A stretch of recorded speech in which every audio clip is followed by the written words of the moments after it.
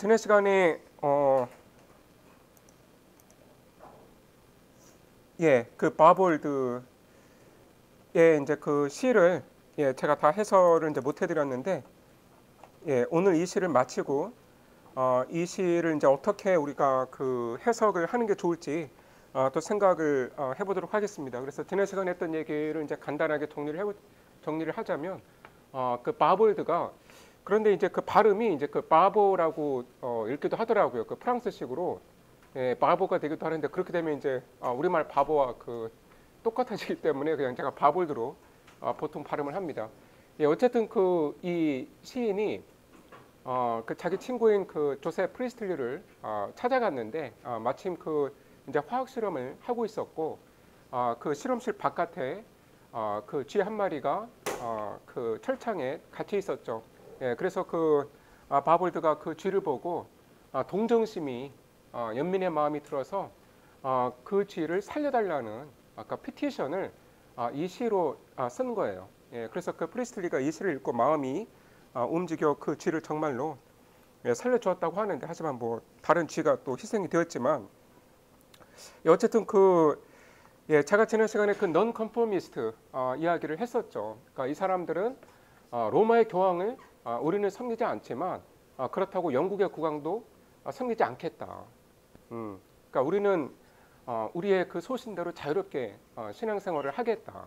그러니까 그 성공의 교도가 아닌 개신교도들을 그러니까 넌컨포미스트라고 불렸죠. 그러니까 말 그대로 컨폼, 그러니까 영국 국교회의 컨폼, 따르지 않는 사람들이란 의미이죠.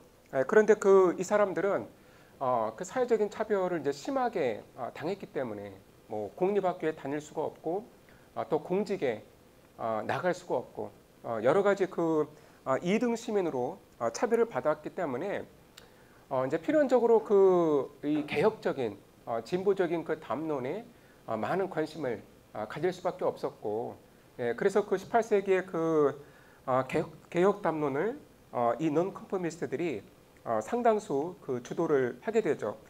그런데 그 시의 이제 주된 내용은 그 바볼드가 같은 넌컨포미스트인 프리스틀리에게 자유와 평등의 이념에 호소해서 지금 그 이치를 살려달라 이렇게 이야기를 하고 있습니다. 그래서 그 자유와 평등의 이념이 언급이 되었죠.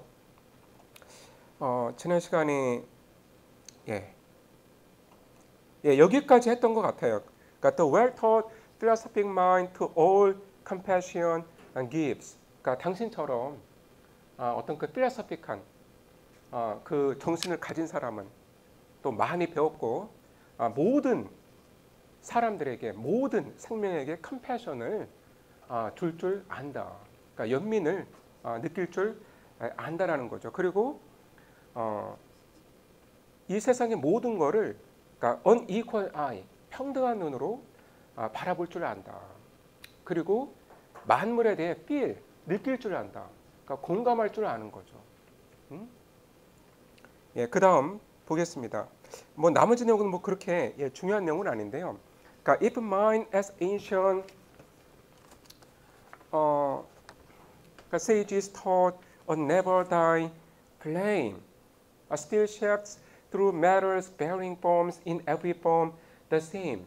만약 그 인간의 마음이 그 옛날에 현인들이 가르쳤듯 결코 사그러들지 않는 불꽃이라면 그리고 그러니까 still shapes through matter's bearing forms 그 물질의 변화하는 그 형태에 따라 바뀔 뿐이라면 그러니까 in every form the same 그러니까 형태는 다르지만 the same 본질은 같다라는 거죠.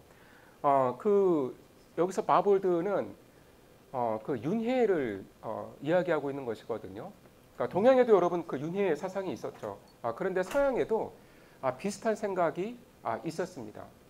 그래서 그 만물은 유전하는데 돌고 도는 것인데 형태만 바뀔 뿐이지 그러니까 그 안에 영혼은 동일한 것이다. 그러니까 bearing forms, 그러니까 폼만 이 겉의 폼만 바뀔 뿐이고 그 안에 있는 그 본질, 영적인 본질은 동일한 것이고 이 본질은 a never dying flame, 결코 사그라들지 않는 불꽃이다. 그러니까 be well lost in the worm, you crush a brother's soul, you're fine.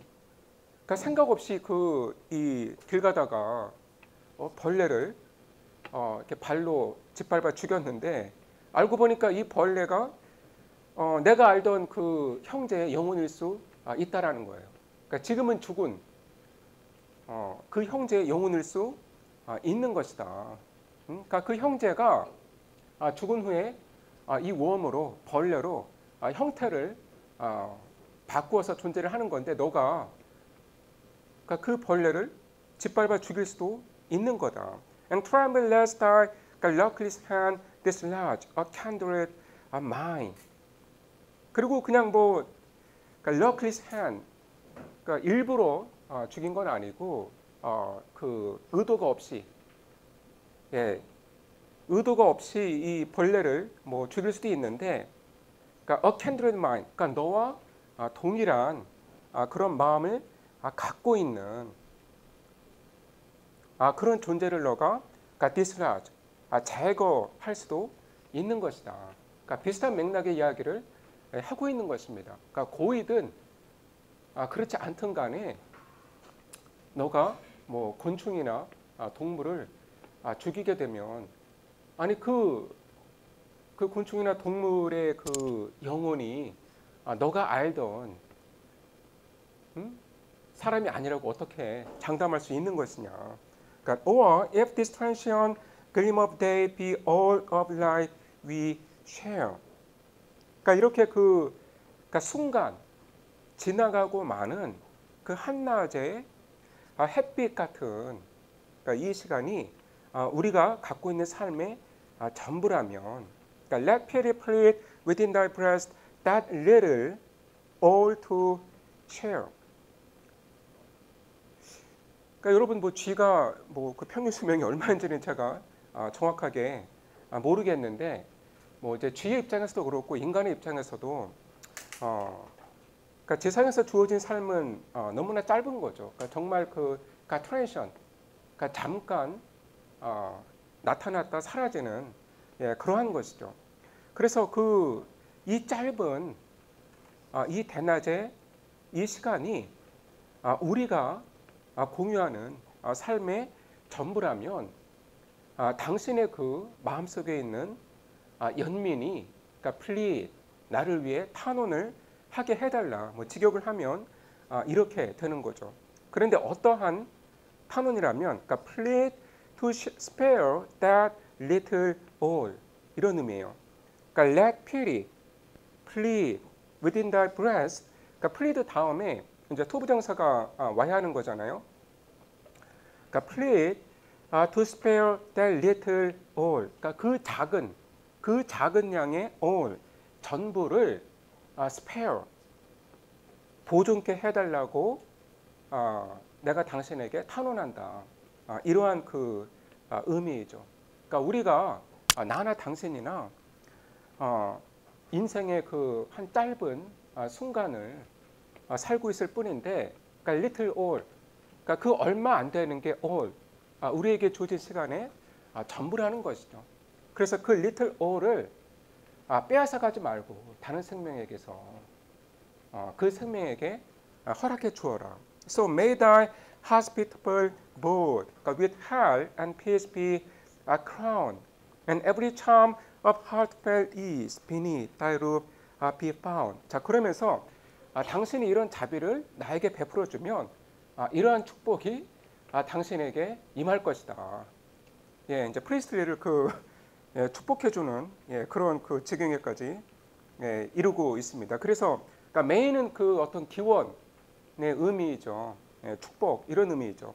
그러니까 thy hospitable board, 그 이제 손님을 대접하는, 함께 그 음식을 나누어 먹는 그 식탁에 건강과 평화가 넘쳐날 것이고, 그리고 every charm of heartfelt ease, 그러니까 진심에서 우러나오는 그런 그 편안함의 그 charm, 이 마법이 당신의 그 이 지붕 아래 있을 것이다. 예, 그 쉽게 말하면, 그러니까 너희 가정이 늘 그 건강과 평안으로 가득 차고 집안의 모든 게 다 평안할 것이다. 그러니까 마지막 그 스탠자입니다. So when destruction lurks unseen, which men like mice may share, may some kind angel clear thy path and break the hidden snare. 예, 그래서 뭐 주와 마찬가지로 사람도 살다 보면 디스트럭션, 위험한 일을 겪을 수가 있는 거죠. 그러니까 위험한 일이 디스트럭션이 그러니까 lurks unseen, 그러니까 보이지 않은 채로 잠복해 있을 수 있다. 그러니까 인생의 그 불행이 숨어 기다릴 수가 있는데, 자, 이러한 불행은 쥐뿐만 아니라 인간도 공유하는 것이다. 인간에게도 이런 일이 있을 수 있다. 내가 어쩌다 이렇게 그 실험주에 신세가 돼서 지금 그 해부를 당하게 생겼는데, 인간도 마찬가지다. 그러니까 이런 일을 겪을 수 있다. 그런 그 위험을 겪게 되면, 그러니까 may some kind angel clear thy path, 어느 그 친절한 천사가 그러니까 당신의 길을 클리어 해주고, 그러니까 이 천사가 와서 당신의 이 가는 길 앞에 지금 그 디스트럭션이 숨어 있다. 그러니까 피해서 가라. 혹은 이제 천사가 그 디스트럭션을 아예 뭐 제거해 줄 수도 있는 것이겠죠. 그래서 천사가 너를 보호해주고 break the hidden snare, 그 감추어진 그 덫을 없애줄 것이다. 예, 그래서 그 마지막 이언은 너가 나에게 이런 자비를 베풀면 너에게 이런 좋은 일이 생길 것이다. 이런 그 이야기를 하고 있습니다. 예, 여러분 뭐 시의 내용은 사실 상당히 분명한 것이어서, 예, 뭐 내용상 이제 여러분이 어려움을 느끼지는 않을 텐데요. 자, 그런데 이 시를 어떻게 해석을 하는 게 좋을까?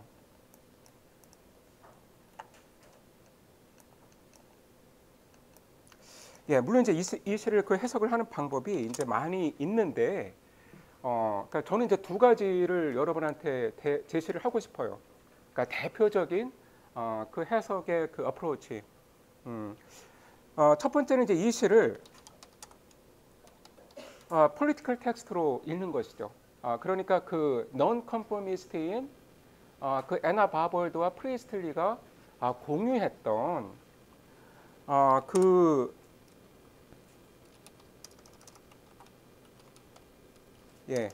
자유와 평등의 개혁, 진보 담론을 시의 형식으로 압축적으로 표현한 것으로 우리가 이제 해석을 할 수가 있죠. 그런데 이제 이 경우 쥐는 메타포가 되는 것이죠. 뭐의 메타포가 될까요? 그러니까 억압받는 모든 사람들, 그러니까 non-conformist를 포함해서 종교적으로 그리고 정치적으로 억압받는 모든 사람들.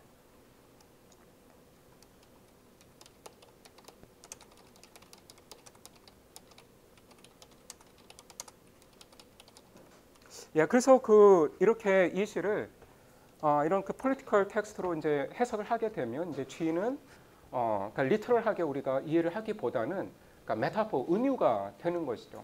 그러니까 모든 억압받고 차별받는 사람들, 어떤 자유를 빼앗긴 사람들, 평등의 권리를 누리지 못하는 사람들, 예, 그러니까 그런 걸 의미를 하게 되는 거죠. 그래서 이 어프로치는 이 시를 political form, 그러니까 정치적인 시로 해석을 하는 것이고, 애나 바볼드와 프리스틀리가 자신들이 신봉하는 이 개혁의 담론, 어떤 진보주의적인 가치, 자유와 평등의 가치를 이 시를 통해서 설파를 하고 있는 것이다.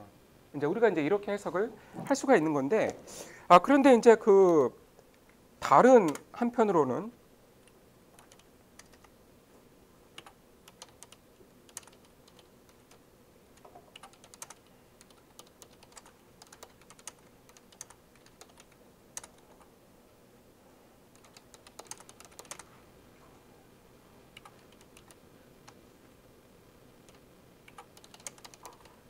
예, 그러니까 여러분 이런 말을 이제 들어보셨죠? 그 애니멀 라이트, 그 동물의 권리.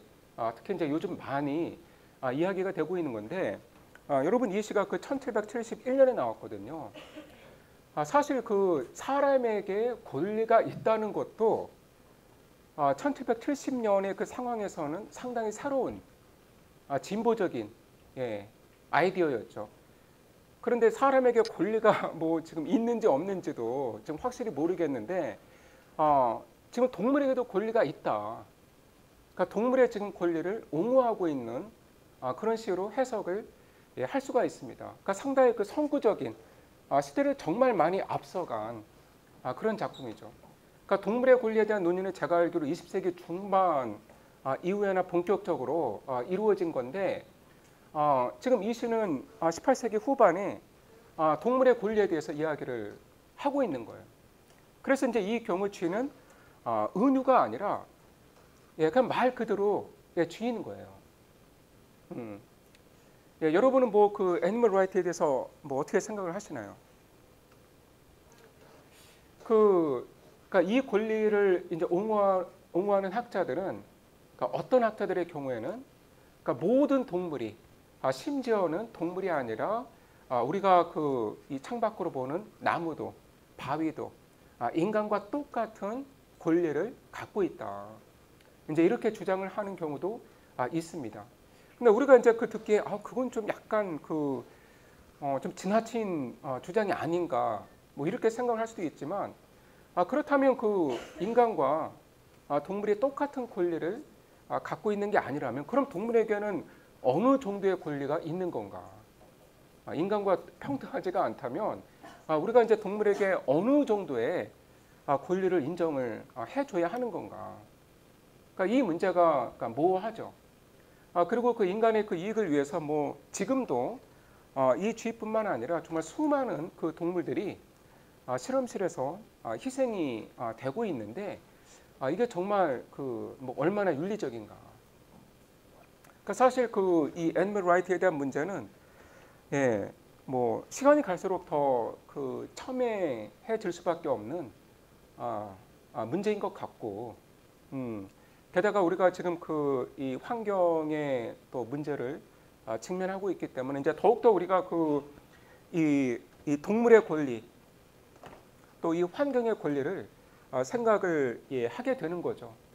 그래서 그 두 번째 맥락에서 읽으면 이 시는 정말 그 선구적으로 시대를 훨씬 앞서서 동물의 권리에 대해서 사람들에게 그 일깨워주고 있는 이제 그러한 시이다. 그런데 여러분 이 두 가지 그 해석이 뭐 상충되는 거는 아니에요. 뭐 그 뭐 둘 중 어느 하나를 선택해야 되는 그런 문제는 아닙니다. 예. 그러니까 제가 이제 뭐 대표적으로 그 이 시를 해석할 수 있는 두 가지 방법에 대해서 이야기를 했고요. 혹시 뭐 여러분 이 시에 대해서 그리고 그 해석의 방식에 대해서 의견이 또 있으신가요?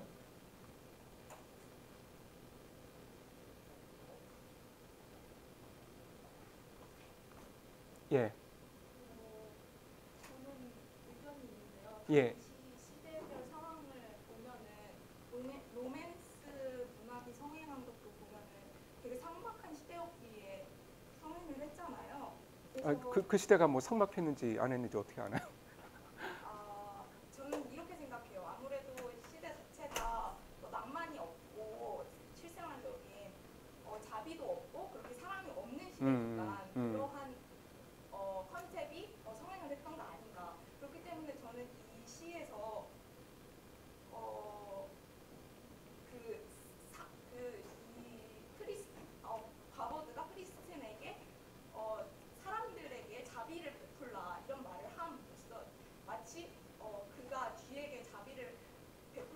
말하는 것처럼 사람들에게 자비를 베풀라 이렇게 메시지를 전달함으로써 그 당시 사람들에게 더 어떻게 보면은 인간 중심적인 더 자비 있는 삶을 살아라 이런 메시지를 전하고 있는 것이 아닌가 생각합니다. 예. 그러니까 뭐 모든 이제 그 생명체를 사랑하라는 것이죠.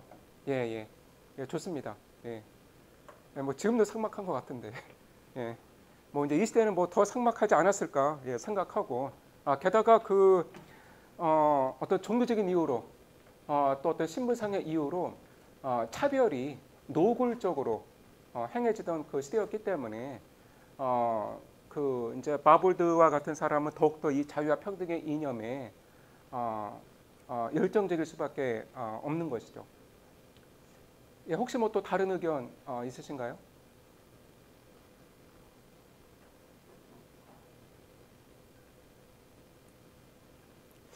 예. 자, 그렇다면 또 제 진도를 나가야 되기 때문에 샬롯 스미스로 넘어가겠습니다. 자, 샬롯 스미스, 그 이제 저의 그 다른 수업을 듣는 학생들은 이제 또 좀 대강 들었던 내용이기도 한데, 자, 우리가 들었던 우리가 이제 읽을 그 샬롯 스미스의 그 작품들은, 그러니까 엘레자약 사너스라고 하는 샬롯 스미스의 그 시집에서 발췌한 겁니다. 예. 자, 그런데 이 시집이 1784년에 처음 그 발간이 되었는데 그 당시로는 정말 메가 히트를 기록하는 베스트셀러가 됩니다. 그러니까 지금 사실 우리나라 출판계에서 시집이 뭐 많이 팔리지는 않는데 이 당시 그 엘리자크 사너스는 정말 많이 팔리는 책이 되었고 16년 동안, 그러니까 1783년에 1판이 나와서 그 이후로 한 16년 동안 한 9판이 더 나옵니다. 그러니까 계속해서 그 증보판이 나오는 거죠. 그러니까 샬롯 스미스가 그 이전의 그 에디션에 이제 작품 몇 개를 이제 추가해서 3판, 4판, 5판, 6판 이런 식으로 계속 증보판을 낸 거예요. 그러니까 이게 의미하는 바는 뭐겠습니까? 그러니까 지금도 그 뭐 교과서라든가 뭐 책을 증보를 하는 이유는 그 책이 많이 팔렸기 때문이죠. 그러니까 그 증보판을 사줄 사람이 많이 있을 거라고 생각하기 때문이죠. 예, 그래서 이렇게 9번이나 증보판을 낸 것 자체에서 이 시집이 정말 큰 인기를 누렸구나. 우리가 이제 이 점을 짐작을 할 수가 있는 겁니다. 자, 그런데 그러니까 엘레지액 사너스, 그러니까 이게 그 시집의 타이틀인데 이제 자세히 보면 이제 제목이 두 개의 그 단어로 구성이 되어 있죠. 그러니까 엘레지 그리고 사너. 자, 이 두 개의 용어에 대해서 제가 간단하게 설명을 드릴게요. 여러분 그 엘레지라고 하는 것은 형용사가 엘레지액인데 보통 애가 비가 이렇게 번역을 하죠. 그러니까 슬픈 노래. 그러니까 내용이 슬픈데 보통은 누군가의 그 죽음을 애도하는 그런 노래입니다. 끝에는 그 칸셀레이션 이제 위로로 끝나긴 하지만 누군가의 죽음을 슬퍼하는, 그런데 꼭 그 죽음이 아니더라도 어떤 그 슬픈 정조가 지배하는 노래이면 애가라고 할 수가 있습니다. 그리고 그 소네트가 있죠. 자, 여러분 이 소네트는 뭐 한두 편 배워보셨을 텐데, 자, 원래 이 소네트는 이탈리아에서 유래했습니다. 그러니까 이탈리아의 그 시칠리아 섬에서 처음 쓰이기 시작했는데 14세기에 페트라르카라고 하는 시인이 이 소네트를 대중화 시켰습니다.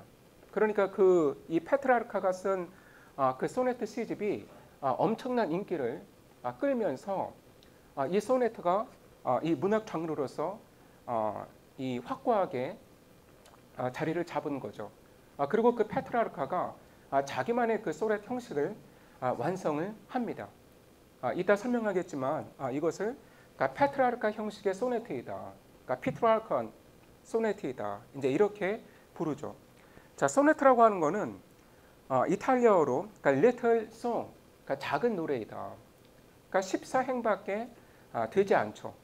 예, 그러니까 13행도 아니고 15행도 아니고 14행이고 자, 중요한 특징들이 있는데 그러니까 리릭이다. 그러니까 서정시이다라는 거예요. 자, 소네트는 서정시이고 14행으로 이루어져 있고 그리고 정형시이다. 그러니까 라임 스킴. 그러니까 일정한 가군 구조를 따라야 하는 그러한 정형시이다. 자, 라임 스킴에 대해서도 제가 좀 이따 설명을 드리겠습니다.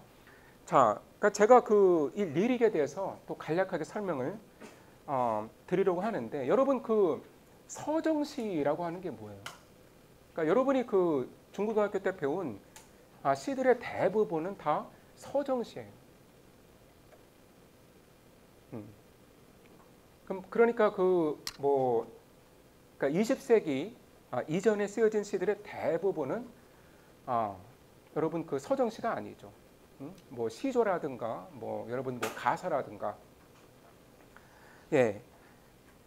시조의 상당수도 서정시가 되네요. 예. 제가 이제 이거는 그 말을 실수를 한 건데 자, 어쨌든 그 여러분이 학교에서 배운 대부분의 그 시는 서정시인데 그러니까 여러분 그 서정이라는 그 단어의 한자를 생각을 해보면 그러니까 서정이라고 하는 것은 말 그대로 나의 그 감정, 나의 감정을 풀다. 그게 이제 풀서거든요.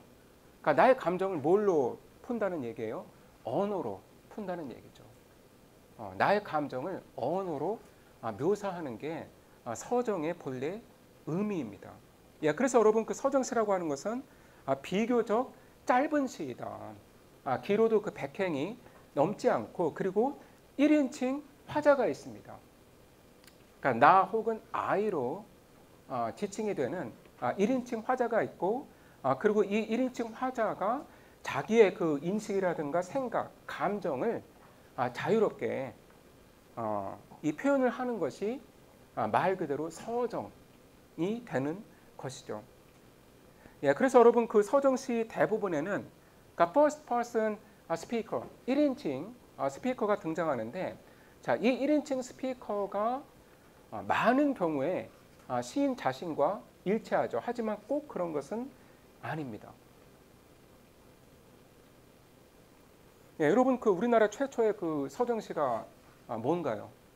예, 기록으로 남아 있는 그 고구려의 그 이대왕인 그 유리왕이 자기의 그 첩이 중국으로 돌아가니까 그 쫓아가면서 그러니까 결국 그 찾질 못했죠. 그래서 뭐 어느 그 나무 밑에서 그 새가 이제 우는 것을 보고 그 자기의 이제 그 외로운 마음을 그 새에 빗대어서 노래한 게 있는데 제가 그 정확히 가사가 예, 그 내용은 이제 기억이 안 나는데 이제 그 시가 뭐 우리나라 최초의 그 서정시 뭐라고 예, 하더라고요. 그리고 뭐 조선시대 많은 시조들도 역시 서정시로 분류할 수 있고, 그러니까 20세기 이후에는 절대적으로 서정시가 다수를 차지하죠. 예. 뭐 여러분 그 윤동주의 서시 굉장히 유명한 그 서정시죠. 그리고 그 서시에 나오는 나를 윤동주 본인과 일치시하는데 이제 우리가 아무런 문제를 느끼지 않죠. 자, 그런데 자, 이러한 그 서정시는 어디서 유래한 걸까? 그러니까 여러분 그 리릭이라는 그 단어의 이제 어원을 생각을 해보시면 리릭은 라이어에서 그 온 것이거든요. 그런데 이 라이어는 바로 그 악기예요. 그러니까 고대 그리스에서 그 악사들이 연주하던 악기의 이름이 라이어입니다. 그런데 이거는 그 영어 발음이고 그 그리스어로는 리라라고 불렸습니다. 그러니까 이거는 그 이제 그리스어죠. 그러니까 그리스어 그 리라가 영어의 그 라이어이고 이 라이어가 영단어 리릭이 된 것입니다. 예, 그래서 원래 서정시라고 하는 거는 악기에 맞추어서 부르던 노래이다. 그냥 읽으라고 쓴 시가 아니라 그건 상당히 이제 나중에 그렇게 된 것이고 원래는 고대 그리스에서 악기를 연주하면서 부르던 노래가 서정시이다라는 거죠. 그래서 이것이 알려주는 바는 음악과 시인은 처음에는 하나였구나. 그러니까 음악과 시인은 태생적으로 결합이 되어 있었구나.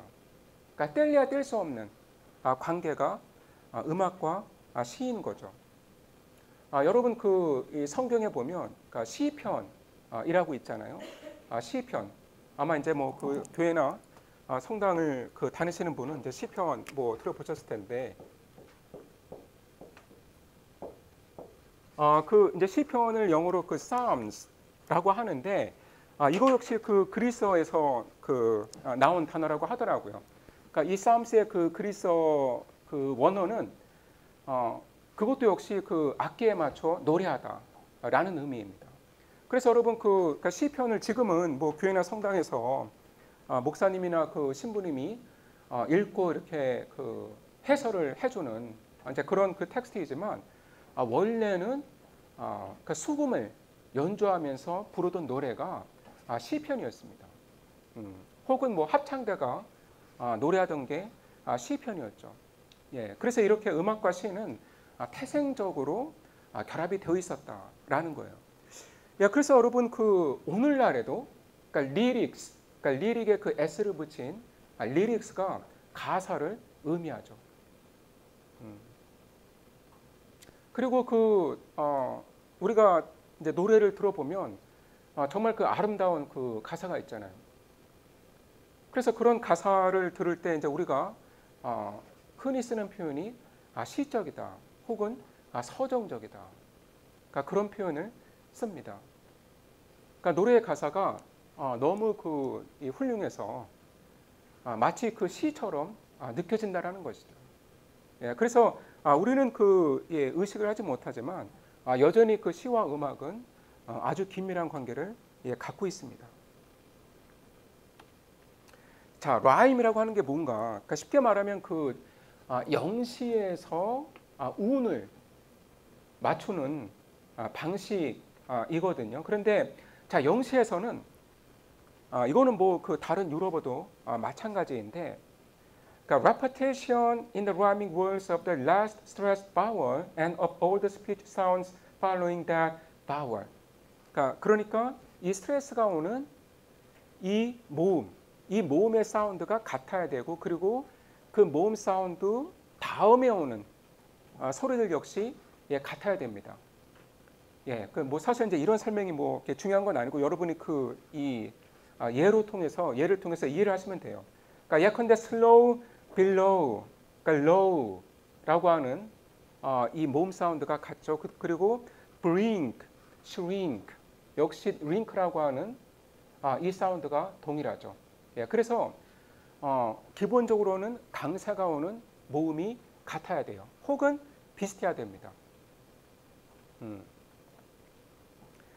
그런데 그 라임에는 두 가지 타입이 있습니다. 엔드 라임이 있고 인터널 라임이 있는데, 엔드 라임은 말 그대로 그 각 행의 끝에 오는 것이고요. 인터널 라임은 그 한 행의 안에서 이루어지는 것이죠. 그런데 그 엔드 라임이 가장 많이 나타나는 형태이고요. 예, 그리고 이 엔드 라임의 구조가 바로 라임 스킴입니다. 그러니까 엔드 라임의 패턴인 것이죠. 자, 그러면 이 라임 스킴을 어떻게 표시를 하느냐? 그 영어의 소문자를 갖고 표시를 하는데, 자, 이거는 우리가 오늘 읽을, 아마 다음 시간에 뭐 읽어야 될 것 같은데, 예, 이게 약간 이게 폰트가 맞지 않으면서 지금 좀 삐져나와 있네요. 예, 이거를 보시면 자, 라임을 어떻게 맞추는지 알 수 있습니다. 아마 뭐 저의 다른 수업을 들으신 분은 이미 아실 텐데, 예, 그래도 모르는 분을 위해서 설명을 하도록 하겠습니다. 예, 그래서 여러분 이게 지금 소네트인데 그 셰익스피어 형식의 소네트이거든요. 뭐 이따 설명하겠지만 이렇게 4개의 파트로 나뉘어집니다. 예, 그런데 그러니까 사행연, 그러니까 이 사행짜리 연이 3개가 있고 마지막에 2행이 나오게 되죠. 예, 그런데 이 첫 번째 사행연을 보시면 쿼터인이라고 부르는데, 그러니까 highs, eyes, 그러니까 라임이죠. 예, 그래서 그 소문자 A를 쓰고 그러니까 slow, below. 또 다른 그 라임의 그 쌍이기 때문에 소문자 be를 씁니다. 그리고 그 size, rise. 그런데 이거는 앞에 나왔던 highs, eyes와 라임이 동일하죠. 그래서 이제 a를 다시 쓰는 것이고요. 그런데 top, serve. 자, 새로운 그 라임의 쌍이 나왔어요. 그래서 c를 쓰는 거예요. 그리고 이제 blink, shrink. 새로운 그 라임이기 때문에 d를 쓰고 fear, hear. 역시 새로운 라임이기 때문에 e를 씁니다. 그런데 이제 마지막 두 행에 가서는 no, woe. 그런데 이제 이거는 여기서 이미 나온 거죠. 그러니까 slow, below 이렇게 해서. 그래서 이게 이 be 라임이 다시 나온 것이기 때문에 be를 써주는 것이죠. 그래서 이렇게 알파벳에서 소문자를 이용을 해서 이 라임 스킴을 표현을 해주는 겁니다. 예, 그러니까 여러분 그 소네트는 두 가지의 메이저 타입이 있습니다. 그러니까 모든 시인들이 뭐 이거 아니면 저거로 뭐 썼다는 건 아니고 대체적으로 이 두 가지 그 형식 중 하나를 썼다. 여러분 그 영국을 제외한 유럽 대륙에서는 압도적으로 페트라르카 형식의 소네트가 많이 쓰였습니다. 그러니까 이탈리아의 그 페트라르카가 14세기에 그 완성한 형식인데 유럽에서는 압도적으로 페트라르카 형식이 많이 쓰였습니다. 예, 그래서 이거를 그러니까 이탈리안 사넛 혹은 피트라르칸 사넛 이렇게 부릅니다. 이탈리안 or 피트라르칸. 그 이제 페트라르카의 이름을 따서 이렇게 부르는 거죠. 그런데 오늘 우리가 읽은 이 두 편의 소넷 중 한 편인 그러니까 Written in the Churchyard는 페트라르카 형식이에요. 자, 그리고 그 두 번째가 English or Shakespearean Sonnet. 자, 이거는 그러니까 셰익스피어가 완성한 형식인데 English라고 부르기도 합니다. 자, 당연히 이거는 영국 내에서만 쓰였겠죠. 그런데 그 영국의 시인들이 모두 셰익스피어 형식으로만 소네트를 쓴 건 결코 아니에요. 그러니까 셰익스피어 형식을 많이 쓰긴 했지만 페트라르카 형식도 많이 썼습니다. 그러니까 제가 느끼기에는 한 절반 되지 않나. 그런데 그러니까 유럽 대륙에서는 이제 그 이탈리안 형식이 압도적이었지만 영국에서는 셰익스피어 형식을 따라가는 그 소넷들도 많았습니다. 예, 그래서 우리가 방금 전에 살펴본 이 On Being Caution 제목이 뭐 길게 이어지는 소네트이긴 한데, 자, 이 소네트는 셰익스피어 형식이다. 그런데 셰익스피어 소네트의 라임 스킴을 또 정확하게 따라간 건 아니에요. 예, 그러니까 구조는 그 셰익스피어 소네트인데 라임 스킴에서 약간 베리에이션, 그러니까 변형이 있었습니다. 예, 그래서 샬럿 스미스의 On Being Caution들은 그러니까 베리에이션, 변형이 있는 셰익스피어 형식이라고 말할 수가 있습니다. 예, 그래서 여러분 그 많은 시인들이 소네트를 썼고 물론 그 전통적인 그 라임 스킴을 충실하게 따른 경우도 많았지만 이제 이렇게 자기 나름대로 어떤 그 목적을 갖고 그러니까 베리에이션, 변형을 가한 경우도 많이 있었습니다. 자, 제가 이번에는 그 셰익스피어 소네트만 설명을 하도록 하겠습니다. 페트라르카 형식은 제가 나중에 설명을 드릴게요. 예, 여러분 그 셰익스피어 소네트는 뭐 당연히 14행이고 그리고 네 개의 그 파트로 나뉘어지는데, 그러니까 세 개의 그 쿼트레인과 한 개의 그 커플릿으로 구성이 됩니다. 그러니까 쿼트레인은 a stanza containing 4 lines, 그러니까 4행연, 그러니까 4행으로 구성된 연을 가리키고요.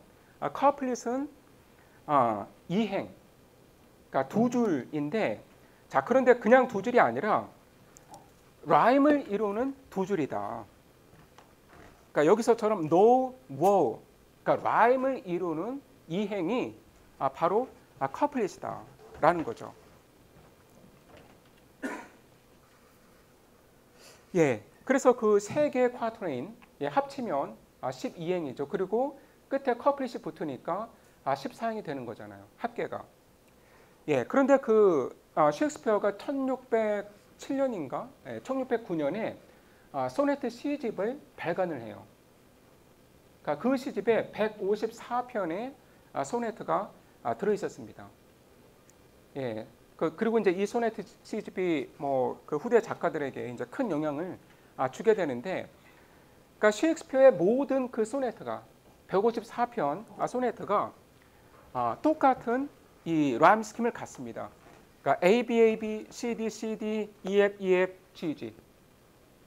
그러니까 154편 전체가 이러한 그 이 구조를 갖는 것이죠. 그리고 그러니까 이 라임 스킴대로 후대 시인들이 소네트를 쓴 경우가 많이 있습니다. 그러니까 A, B, A, B, C, D, C, D, E, F, E, F, G, G.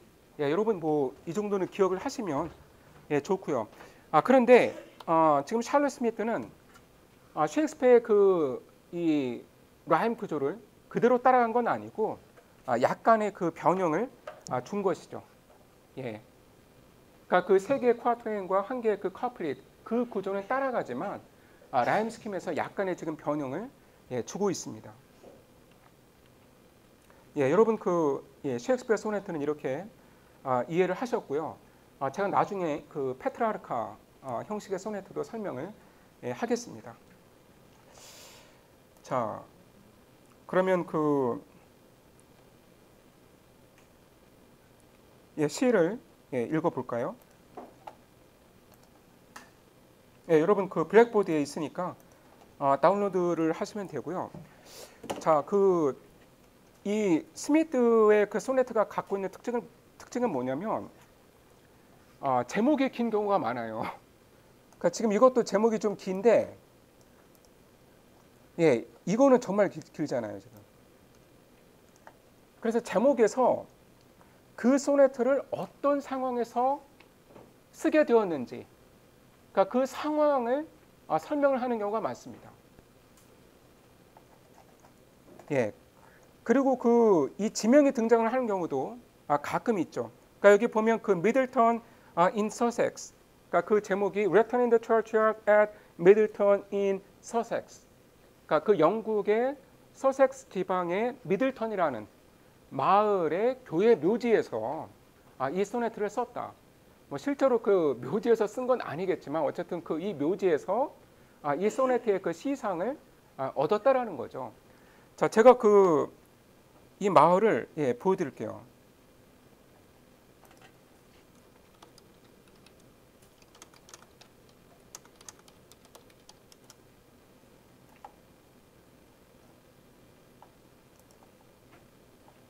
그러니까 지금은 이 마을의 이름이 그 미들턴 온 시인데,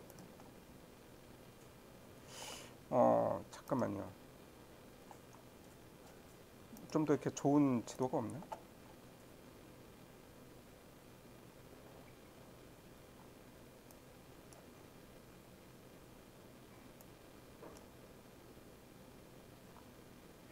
미들턴 온 시가 딱 보이질 않네요. 여러분 그나마 이제 이게 나은 것 같습니다. 여기 그 이 빨간 그 점이 보이실 텐데 이게 그 미들턴 온 시거든요. 그런데 그 영국 남부에 그 있어요. 뭐 런던에서 뭐 그렇게 뭐 떨어져 뭐 있지는 않네요. 근데 이제 아마 그 여기쯤에 있었던 것 같은데 해안에 있죠. 그래서 이제 그 아예 그 마을의 이름이 그러니까 미들턴 온 시 이렇게 그 바뀐 것 같은데, 자, 이 시의 내용은 뭐냐면 샬럿 스미스가 그 이 마을을 방문을 하게 되었는데 그 미들턴이라고 하는 마을에 갔는데 이제 그 교회 묘지를 가게 됩니다. 그런데 이게 아마 이제 묘지를 조성을 했을 때는 그 묘지가 바다로부터 좀 떨어져 있었을 텐데 이게 그 침식이 계속 그 일어나면서 바닷물이 교회 묘지로까지 들어오게 되는 이제 그런 그 상황이 벌어지는 거예요. 그래서 계속해서 이제 파도가 밀려오다 보니까 이 그 파도에 이 묘지 그 안에 그 유해들까지 다 드러나게 된 거죠. 그러니까 침식이 계속 그 일어나서 그 교회 묘지가 완전히 파헤쳐지는 거예요. 예, 그래서 그 유해들까지 그 겉으로 다 드러나고 막 물에 씻기고 있고 이제 이러한 그 상황인 거죠. 예, 그래서 그거를 본 자신의 느낌을 지금 이 소네트로 표현을 하고 있는 것입니다.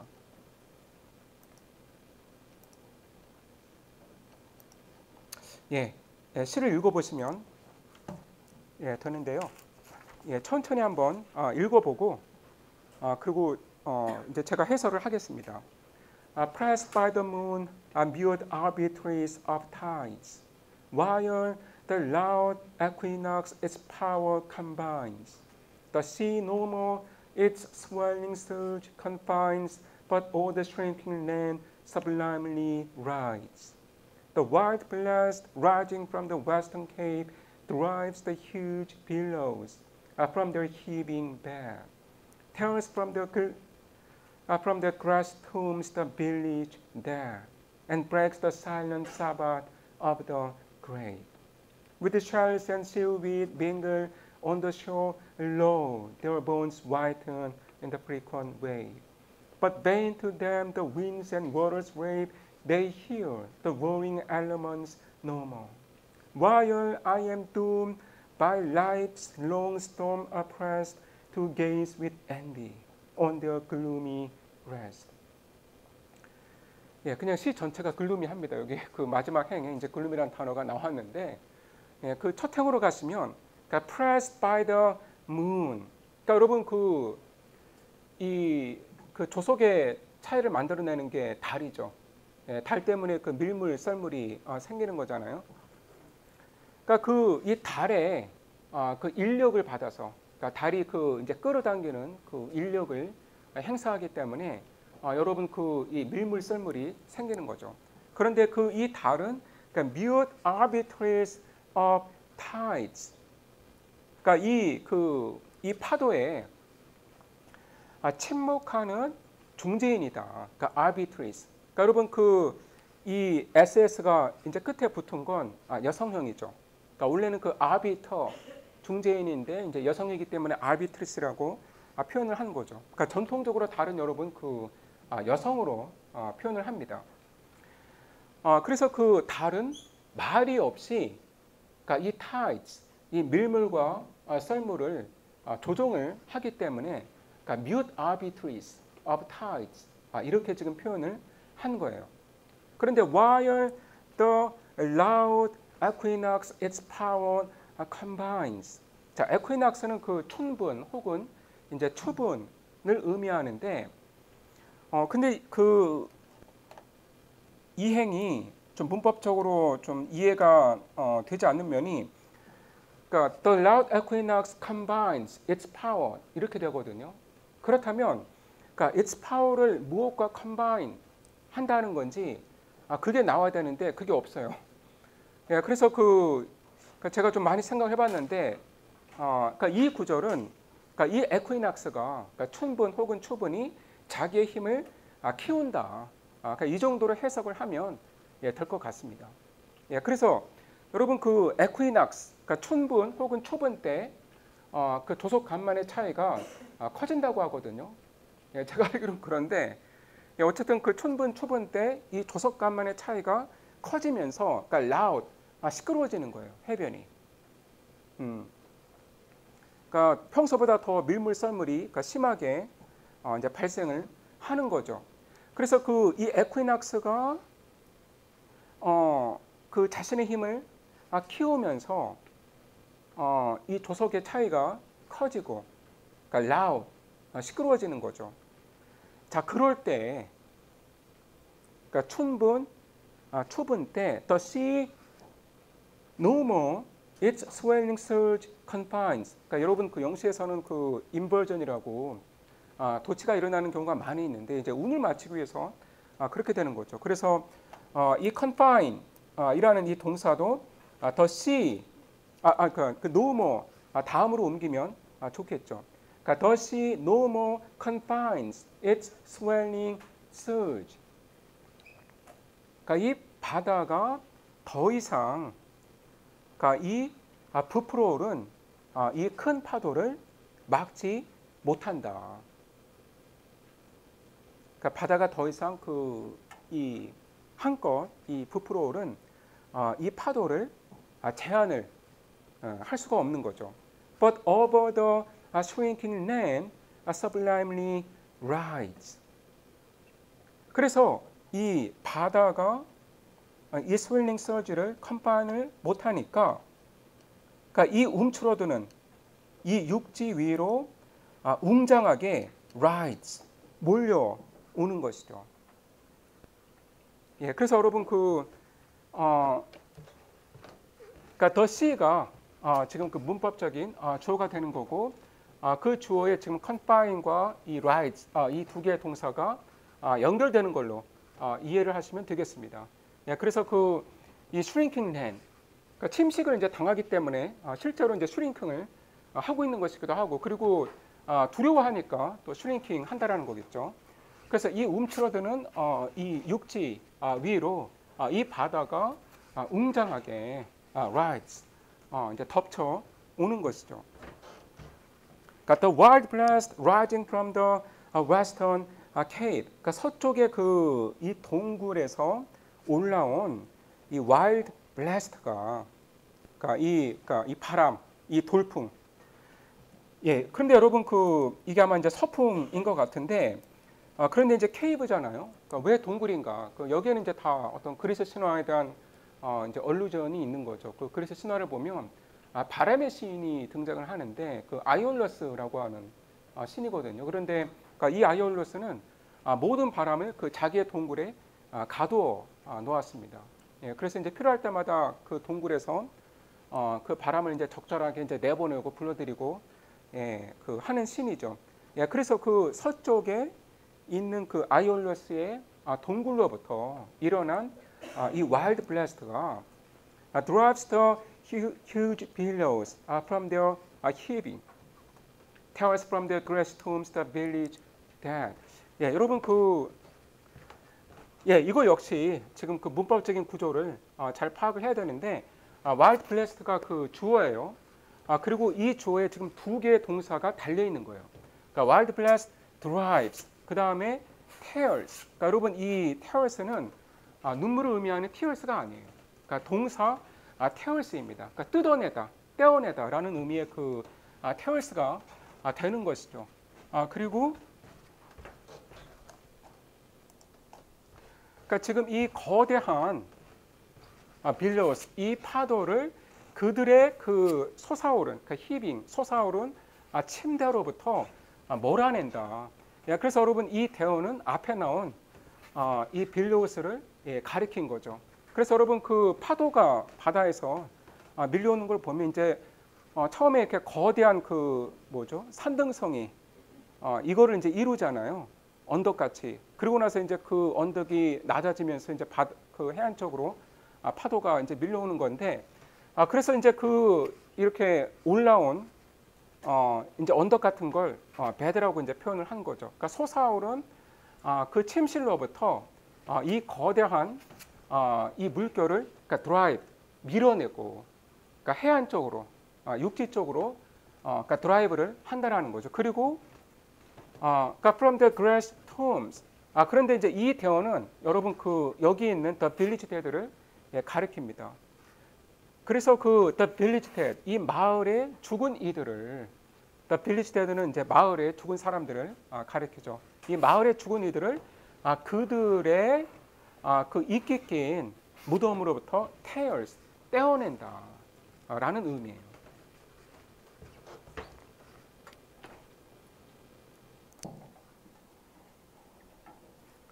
예, 지금 이해가 되시죠? 그러니까 이게 파도가 계속 몰아치면서 해안선이 깎이고 깎이다가 이 교회 묘지까지 이르게 되는 거죠.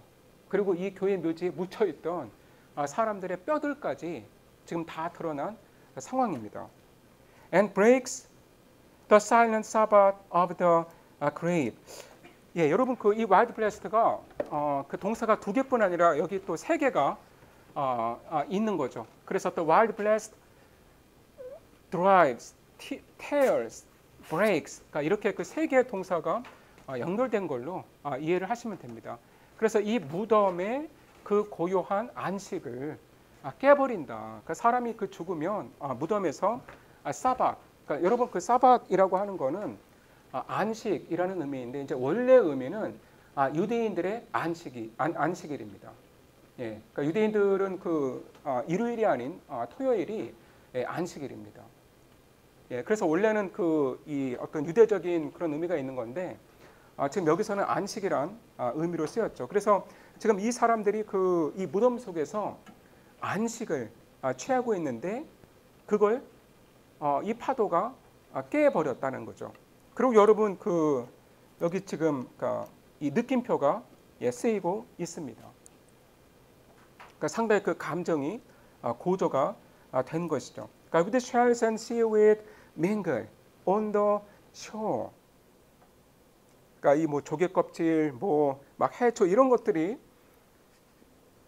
막 엉켜 있겠죠. on the shore 해변에. 그 low, 그러니까 low는 그 look 보라. 이제 그 정도의 의미로 해석을 하시면 되고요. 그러니까 their bones whiten in the frequent wave. 자, 그들의 그 뼈들이 쉴 새 없이 몰아치는 이 파도 속에서 whiten, 하얗게 되었다. 그러니까 여러분 그 처음에 이 무덤에서 그 나왔을 때는 막 여기저기 뭐 흙이 묻어 있고 막 그렇겠죠. 그런데 이제 계속해서 이제 물에 씻기다 보니까 이 뼈가 이제 하얗게 깨끗하게 된 거죠. But vain to them the winds and waters rave. 근데 그들에게는 vain, 헛되게 소용없이 바람과 이 파도가 rave, 사납게 날뛴다. 그러니까 아무리 그 이 바람과 이 물결이 rave, 막 미친 사람처럼 날뛰어도 지금 이 죽은 사람들에게는 vain 하다라는 거예요. 이 사람들은 그 이 바람과 물결을 뭐 듣지도 못하고 보지도 못하겠죠. 그러니까 they hear the roaring elements no more. 자, 여기서 그 elements는 뭘 가리키냐면 자연의 4대 원소입니다. 그러니까 옛날 사람들은 그 자연이 4개의 원소로 구성되어 있다고 믿었는데, 그러니까 four elements, 그러니까 물, 바람, 흙, 공기, 그러니까 이 4개가 그 자연의 4대 원소였는데, 그러니까 지금 그 elements라고 하면, 그러니까 여러분 그 자연이라고 이해를 하시면 됩니다.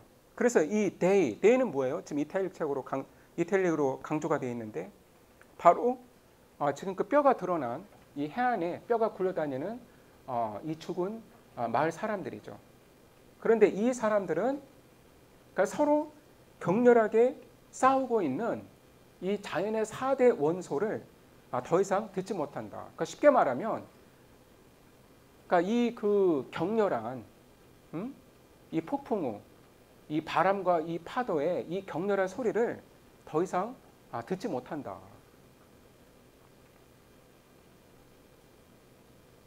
자, 여러분 그 셰익스피어 소네트는 그 3개의 쿼트레인과 1개의 그 커플릿으로 구분이 되는데, 여러분 보면 이제 구두점에서 그게 그 구분이 보통 되거든요. 그래서 여기서 이제 퍼스트 쿼트레인이 끝나기 때문에 마침표가 있었고, 여기서 두 번째 쿼트레인이 끝나기 때문에 느낌표가 있고, 그리고 지금 세 번째 쿼트레인이 끝나는 자리에 지금 그 콜론이 있습니다. 그리고 그 마지막 두 줄이 따라오죠. 그러니까 while I am doomed by life's long storm oppressed to gaze with envy on their gloomy rest.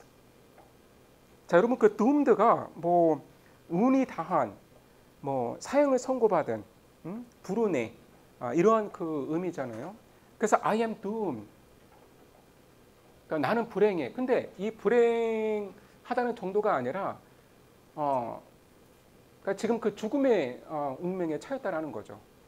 그러니까 나는 뭐 망했어. 나는 뭐 곧 죽게 될 거야. 이제 이런 의미를 갖고 있는 거죠. 그러니까 by life's long storm oppressed, 그 삶의 그 기나긴 그 스톰에 내가 괴롭힘을 당해왔다.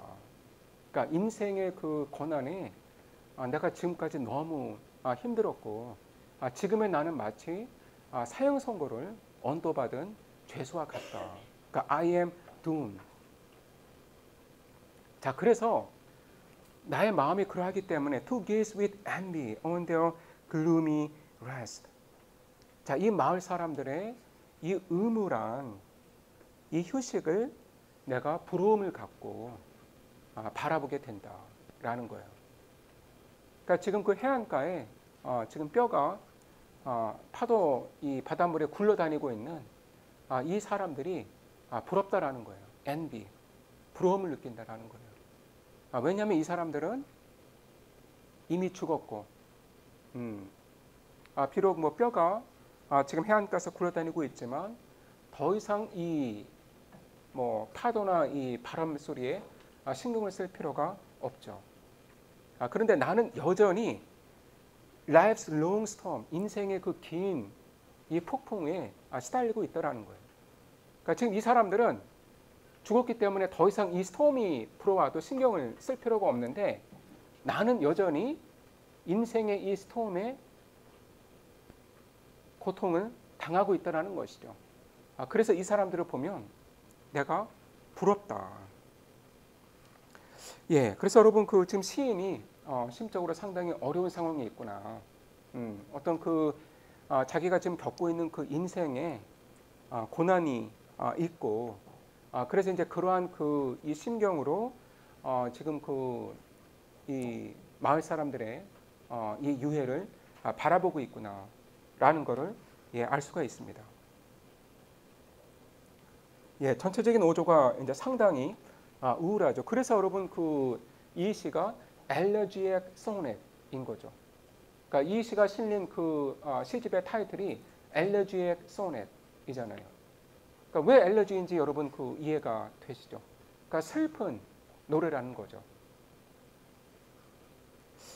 예, 자 여러분 그 두 번째 그 소넷까지 읽고 좀 더 그 이 샬럿 스미스의 그 작품의 특징에 대해서 생각을 해보겠습니다.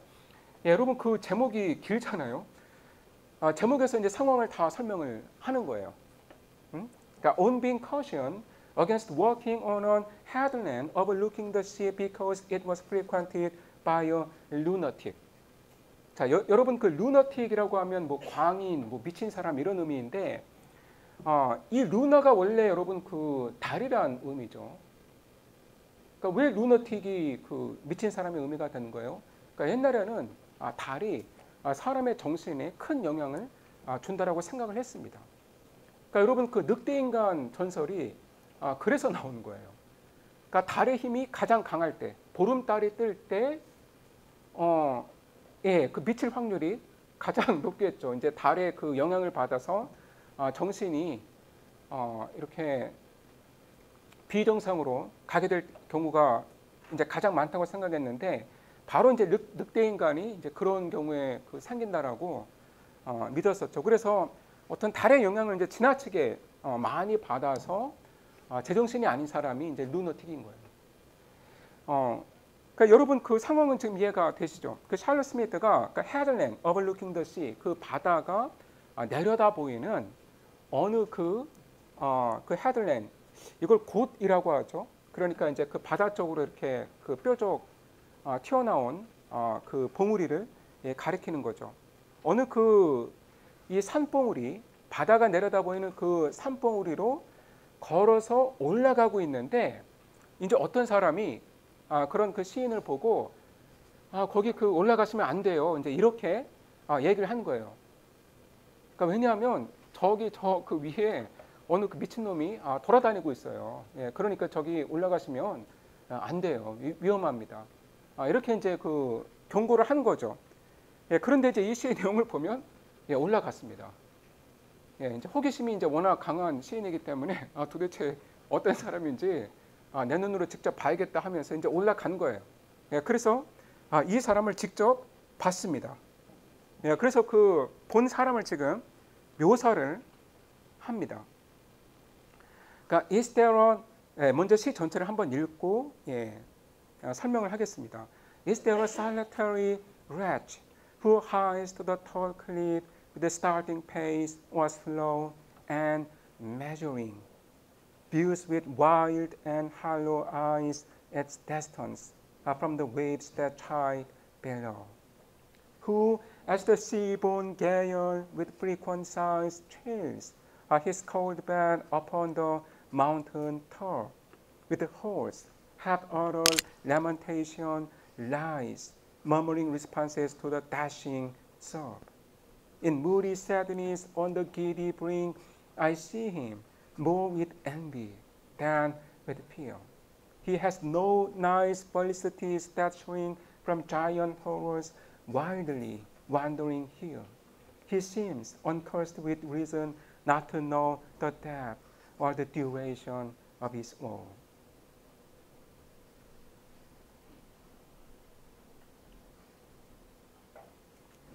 예, 자, 그 일행으로 돌아가서 자, is there a solitary wretch? 그러니까 wretch는 여러분 그 비참한 사람이죠. 가엾은 사람이죠. 그런데 이 사람이 solitary하다. 지금 혼자 있다라는 거예요. 그러니까 지금 이 그 광인이 혼자 지내는데, 그러니까 who hies, hi는 여러분 뭐 그러니까 서둘러 가는 거죠. Who hies to the tall cliff, 그러니까 저 높이 있는 절벽으로 서둘러 가는 이 불쌍한 사람. 그런데 이 사람이 이 절벽으로 급히 가는데, 그러니까 with starting pace or slow, 막 어떨 때는 막 뛰기도 하고 또 어떨 때는 걷기도 하면서 올라가고 있는 거죠. 그리고 and measuring, views with wild and hollow eyes its distance from the waves that chide below. 그러니까 제가 이 부분의 신텍스가 좀 헷갈려서 좀 생각을 많이 했는데, 그러니까 제 생각에는 이 measuring, 그러니까 이 동사의 목적어가 its distance라고 보는 게 좀 더 자연스러울 것 같습니다. 예, 그래서 그러니까 저는 its distance가 views에 걸리는 건가 아니면 이제 measuring에 걸리는 건가 좀 그게 고민이었는데, measuring의 그 목적어는 its distance로 보는 게 좀 더 자연스러운 것 같아요. 그래서 지금 이 광인이 지금 이 클리프로 올라가는데, 그러니까 views with wild and hollow eyes, 그러니까 거칠고, 그러니까 wild. 그러니까 여러분 그 wild라고 하는 거는 어떤 그 자연 상태 그대로의 어떤 문명이 억제하지 못하는, 그러니까 그런 의미를 갖고 있죠. 그러니까 지금 그 wild하면서 그리고 뭔가 공허한 그런 눈빛으로 보면서 지금 이 광인이 measuring its distance from the waves that chide below. 자, 여기서의 그 it는 위에 나온 클리프를 가리키는 거죠.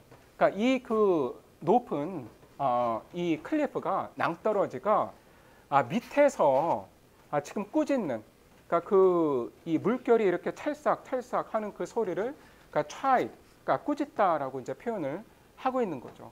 그러니까 밑에서 꾸짖고 있는 이 물결로부터 그러니까 높이 있는 이 절벽이 얼마나 떨어져 있는지 그 거리를 재면서 지금 이 클리프로 올라가고 있다.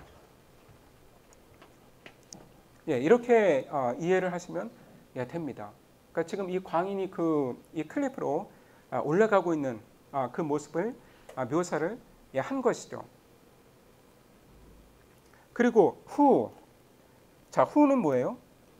앞에 나온 그 solitary wretch를 가리키는 것이죠. 그러니까 이 광인이 as the sea-born gale with frequent sighs chills his cold bed upon the mountain top with hoarse, half-uttered lamentation lies, murmuring responses to the dashing surf.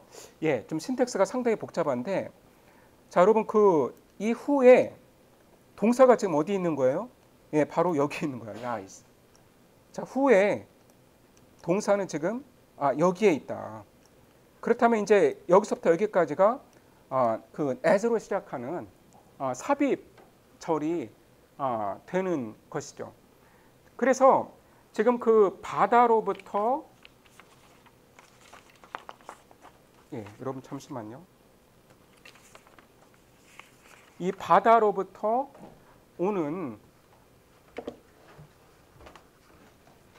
이 바다에서 불어오는 그러니까 이 돌풍, 이 거센 바람이 이 광인의 이 차가운 침대를 그 자기의 그 한숨으로 그러니까 자주 그 내쉬는 자기의 한숨으로 제일 차갑게 식혀준다. 그런데 이 광인의 이 콜드베드는 어디에 있어요? Upon the mountain top.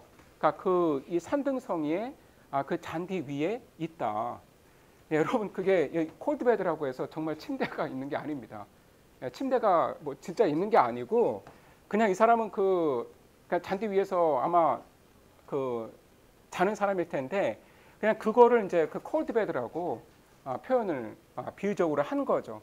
그래서 그 이 산의 그 잔디 위에 있는 이 콜드베드를 바다에서 이 불어온 이 돌풍이 이 자기의 그 이 자주 내쉬는 한숨으로 시킬 때, 그리고 그러니까 with horse have uttered lamentation. 자, 이 사람이 잠시만요, 여러분. Lies murdering response to the dashing surf. 여러분 제가 아까 잘못 표시를 한 것 같은데 여기까지가 그 as의 이제 삽입절로 보셔야 될 것 같고요. 그리고 with horse have uttered lamentation. 그러니까 이렇게 그 약간 목이 쉰 듯하면서 잘 들리지 않는 이 비탄의 소리를 내고 있는 사람은 광인으로 보는 것이 맞습니다. 그러니까 지금 이 광인이 그러니까 horse have uttered lamentation. 그러니까 잘 들리지 않는 그런 그 비탄의 소리를 내고 있다. 그러면서 lies, murmuring responses to the dashing surf. 지금 그 이 몰아치는 이 파도에 지금 그 이 리스판스를 중얼거리면서 광인이 누워 있다라는 것이죠. 그래서 여러분 그 이 구절이 좀 특히 재미가 있는데 이미 근데 시간이 다 되었네요. 여러분 그 이 소네트는 다음 시간에 제가 마무리를 하도록 하겠습니다.